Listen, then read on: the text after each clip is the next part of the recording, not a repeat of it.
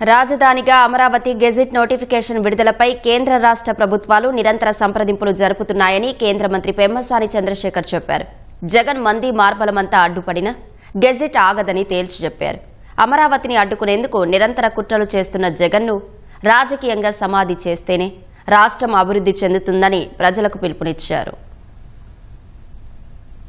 జగన్మోహన్ రెడ్డి గారు అమరావతి బిల్లు ఆగిపోయిందని అంటే అది ఎట్లా అంటే పాతకాలంలో ఒకప్పుడు రాక్షసులు రాక్షస ఆనందం పొందుతారంటారు. అలాంటి ఆనందం పొందే విధంగా ఈరోజు ఆయన పేపర్లో రాశారు. అమరావతి బిల్ అనేది చిన్న చిన్న టెక్నికల్ ఇష్యూస్ ఉన్నాయి. ఈ సమావేశాల్లోనే దీనికి గెజెట్ నోటిఫికేషన్ ఇవ్వాలంటే ప్రొసీజర్లు ఏ విధంగా అనేది వర్క్ చేస్తా ఉన్నాం. బట్ ఏదంటే 2014 నుంచి ఇవ్వాలా 24 నుంచి ఇవ్వాలనే దాంట్లో ఒక చిన్న టెక్నికల్ ఇష్యూ వచ్చి క్లారిఫికేషన్కి అడిగారు. గౌరవ ముఖ్యమంత్రి గారు దీన్ని క్లోజ్గా అబ్జర్వ్ చేస్తూ ఉన్నారు.